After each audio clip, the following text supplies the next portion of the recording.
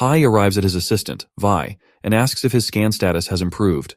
She confirms that his rank has advanced from the lowest to a low rank. Hai is frustrated and demands to know what has actually improved. Vi explains that while his ability to access information remains similar, he has made significant progress as an official guardian. She will now be able to provide details about tasks, and Hai will be responsible for stopping all climbers attempting to ascend the tower. Hai is unfamiliar with this new responsibility. Vi clarifies that she is referring to the tower consisting of 12 layers, with Earth being the 9th layer. Hai is taken aback by this revelation.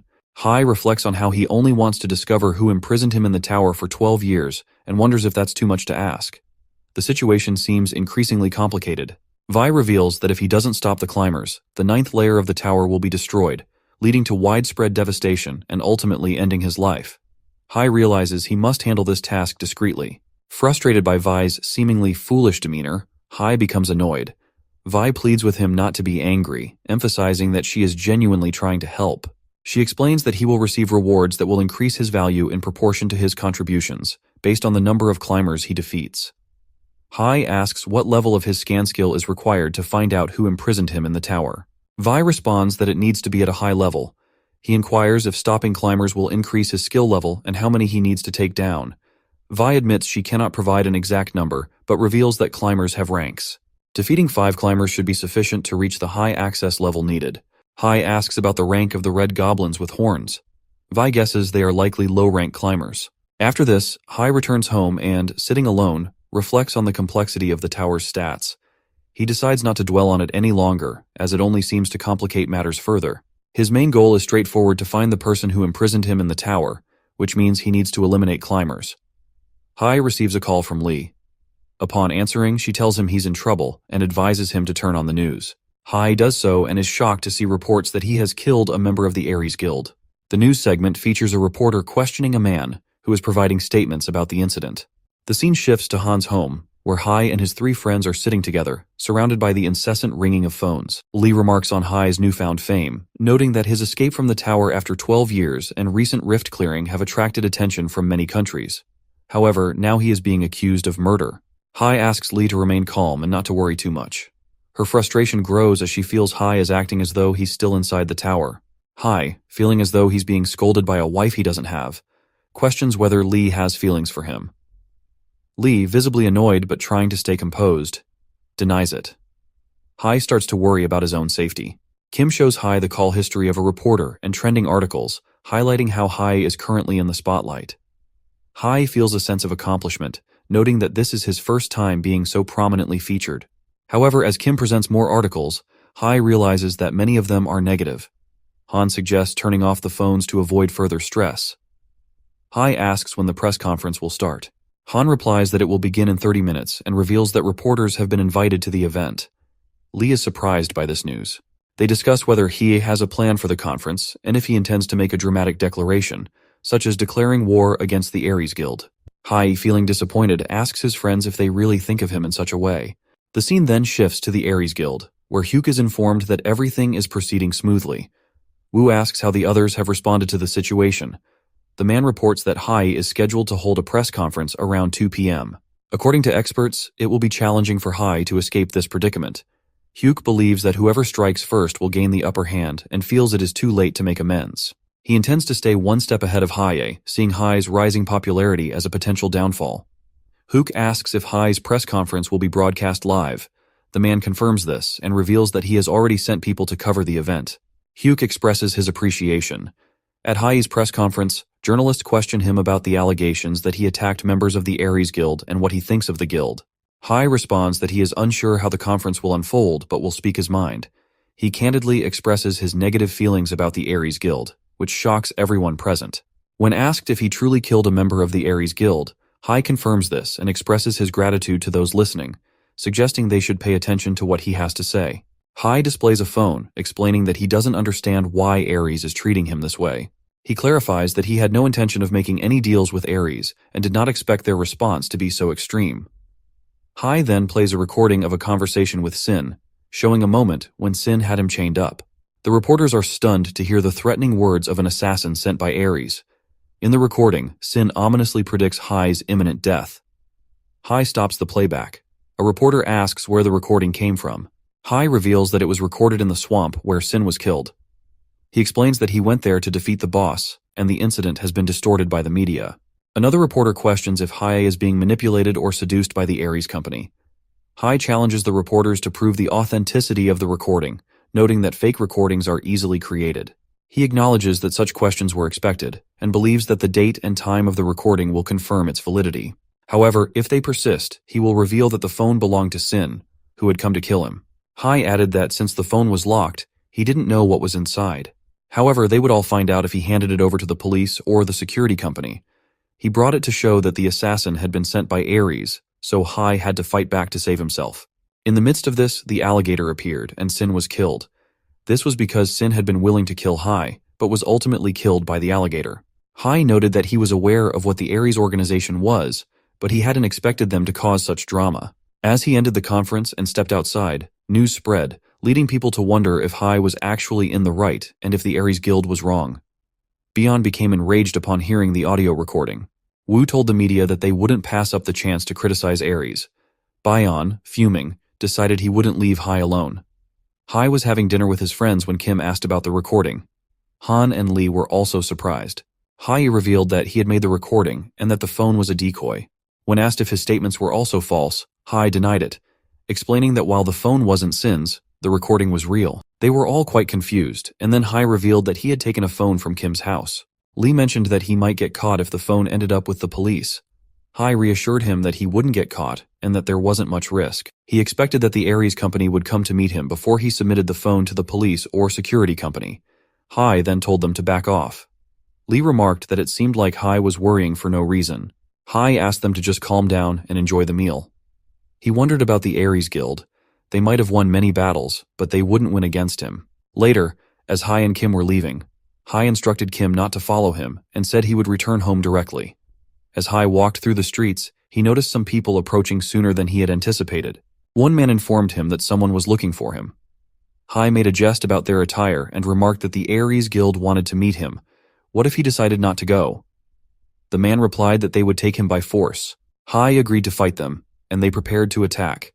Hai grabbed a vegetable from the ground and readied himself. As they charged at him with their equipment, Hai rushed to confront them. Hai defeated all of his attackers except one, who was begging for mercy. Hai demanded to be taken to where the others were waiting. They arrived at an underground bunker where people were discussing Hai. Hai entered with the remaining man and asked if this was the right place. Inside the building, people heard noises from outside and speculated whether Hai had arrived. They realized the sounds were coming from the elevator and warned their men to be cautious. Hai made his entrance by attacking one of the men and remarked that those people must have spent a lot of money to build such a place. They asked who he was, and Hai replied that he was a Grim Reaper, there to send them to the afterlife. The scene shifted to a room where a girl was tied to a chair. Hyuk was interrogating her, explaining that the Pato Guild had abandoned her. He threatened that she would die if she didn't reveal their weaknesses and other information. If she complied, she would be released. When she remained silent, Hyuk ordered his men to take her inside and make her wish she were dead. A man suggested that they might end up killing her. Hyuk dismissed this, saying no one cared. Just then, Hai burst in by breaking down the door and asked if they were looking for him. He noticed the girl tied to the chair and commented that it was rude to invite him while they were preoccupied with others. Hyuk asked how Hai had managed to get in and where Team 1 was. Hai responded that Team 1 was taking a nap in a back alley and that he had no choice but to deal with them himself. A man charged at Hai, but Hai swiftly kicked him, sending him crashing to the ground. Hai remarked that he had come because they had invited him and asked if they wanted to fight or discuss matters. Hyuk assessed that Hai was above A grade, and though the people present were also A+, none could touch Hai. After hearing about Hai's rift incident, Hyuk had learned that Hai was actually S rank. Hai addressed Hyuk, asking whether they wanted to be beaten or to talk. Though angered, Hyuk maintained his composure and agreed to talk. He realized he needed to stay calm to better understand Hai's abilities. Hai proposed discussing compensation for the damage caused by Ares, including sending someone to kill him and creating chaos in the media by spreading fake news about him. He requested 10 billion won and access to some beginner-level dungeons as compensation. A man slammed his fist on the table in frustration. Hai insisted that his demands were reasonable. Hyuk considered the financial aspect manageable, but the request for dungeon access was problematic. Granting this would deprive Ares of exclusive access to new hunters. Hai then added an additional demand of 500 million won. Hugh remarked that Hai was quite different from what he had expected. He proposed that Hai join them and promised that Hai would receive whatever he wanted. Hook argued that working together would be more beneficial than being enemies. Hai, however, remained firm on his demands for compensation and added that the girl should be released as well. He threatened the man, who noted Hai's unwavering confidence. Hai stood up, asking whether they had agreed to the compensation or if they wanted to continue the fight. Later, Hai returned to Kim's home with the girl. Kim, shocked, asked about her presence. Hai explained everything to Kim. He had secured the rights to 4 beginner dungeons, 11 billion won, and the girl as compensation. Kim asked how Hugh had agreed to all of this. Hai explained that Hugh knew what the consequences would be if he refused. Kim inquired why Hai had brought the girl with him. Hai replied that he needed her as a hostage and had some private matters to investigate, so Kim didn't need to worry about it. Kim planned to check on the dungeons, noting that some bosses were regenerating. Hai noticed a tattoo on the girl's hand, which reminded him of the mask he had created while he was obsessed with the mantra. He used the status scan and discovered that the girl was named Rin but found nothing particularly unusual. Hai received news that a new climber had started ascending to the 9th floor and was summoned by AV. Upon arriving, AV informed him that a man was approaching. Hai asked her what she needed to know about him and when he would arrive. As AV began to show him the notification, she was struck by the man and cried, blaming Hai for the incident because his status scan had been inadequate. Hai asked AV what the benefit of her information was if she couldn't provide details about it.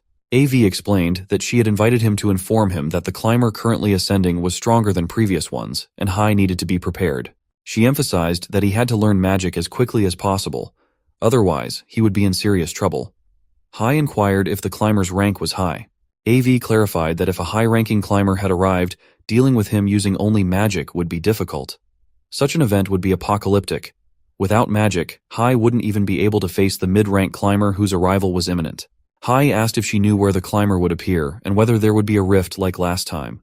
AV wasn't sure about the rift, but climbers were determined by their specific abilities and backgrounds. Hai realized that this was a mid-rank climber and that she hadn't given him direct information. He then asked why she kept provoking him and questioned if her parents had taught her proper manners. AV responded that her parents had died in a car accident when she was young. She apologized for her behavior. Hai reassured her that it was fine and that it didn't bother him anymore. AV felt that Hai wasn't as bad as she had initially thought. At the Ares Guild, Hai and Lee were setting up a magic circle. Hai instructed Lee not to disclose that it was a scam, while Lee assured him that he would be able to feel the magic, though he currently couldn't. Lee warned Hai not to break the circle, as it had cost 5 billion won. Hai remarked that it seemed he didn't have the capacity to learn magic. Lee noted that she hadn't heard of any hunter struggling so hard to learn magic. Just then, Kim arrived, commenting on how worn out they looked and asking if Hai still couldn't use magic after 4 days. Hai asked if Kim was making fun of him. Kim then revealed that Hai had received some mail and inquired if Hai was starting a guild. Lee was shocked by this news. Hai explained that he had some dungeons to test things out. Lee questioned why he had chosen the name Guardian for his guild. Hai replied that it represented protection. He then asked if the girl he had brought was awake yet and discovered she was still unconscious. Frustrated, Hai decided to wait longer, feeling disheartened by his inability to learn magic and uncertain about his next steps. Lee advised Hai to consult Naka, who could unlock his magic abilities. Naka was the leader of a Japanese guild renowned for their natural skills that helped hunters learn magic. Hai checked and realized he would need to travel to Japan for this.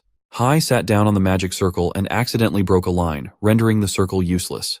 He apologized to Lee, promising to pay for the damage. Lee and others were frustrated and beat him up for his carelessness. The scene shifted to Naka, who was standing in a city ravaged by destruction. She was being called by people in need of rescue as an attack approached. Naka instructed others to run away and narrowly dodged the attack herself.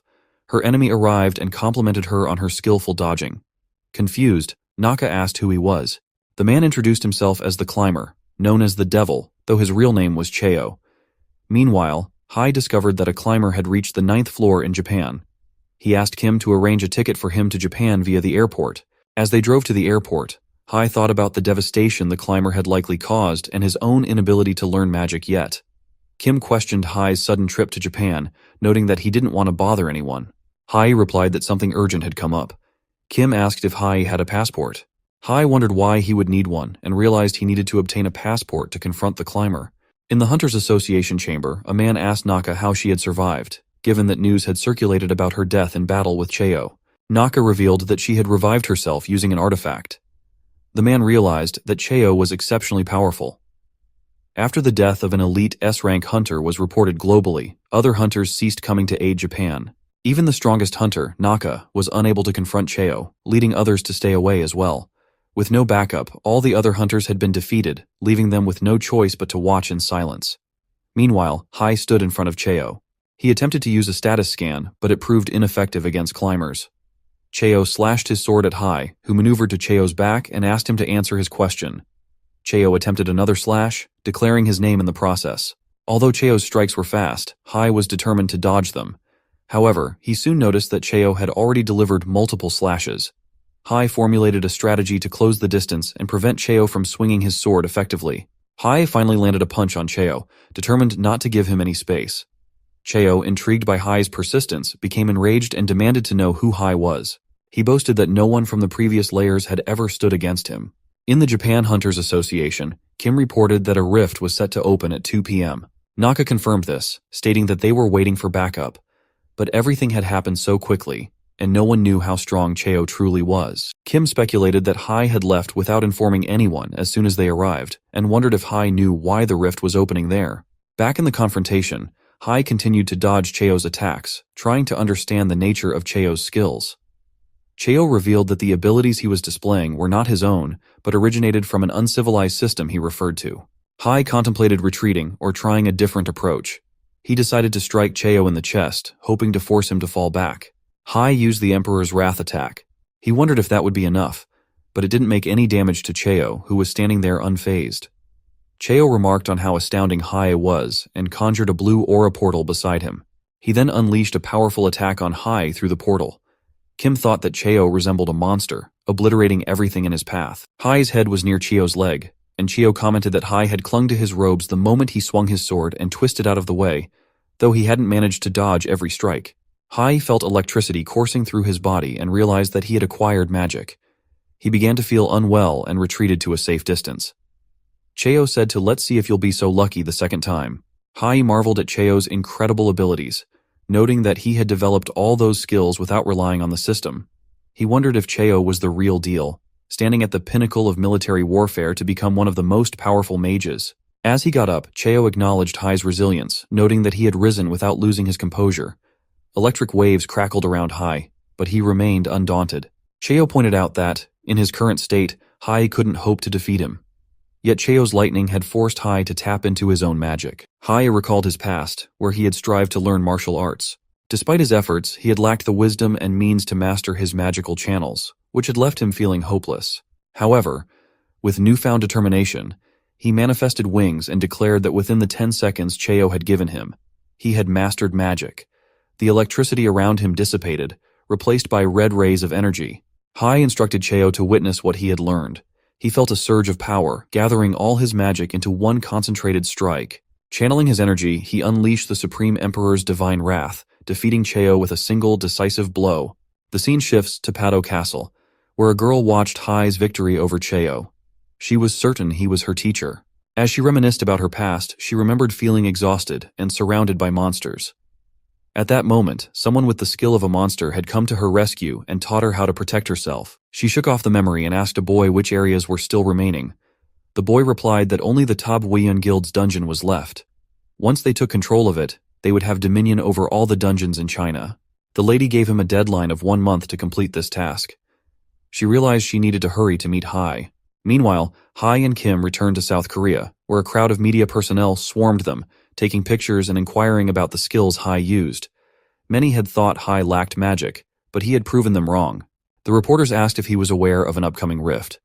Hai requested silence and then instructed the media to direct their questions to Kim. As the reporters gathered around Kim, Hai seized the opportunity to slip away and escape.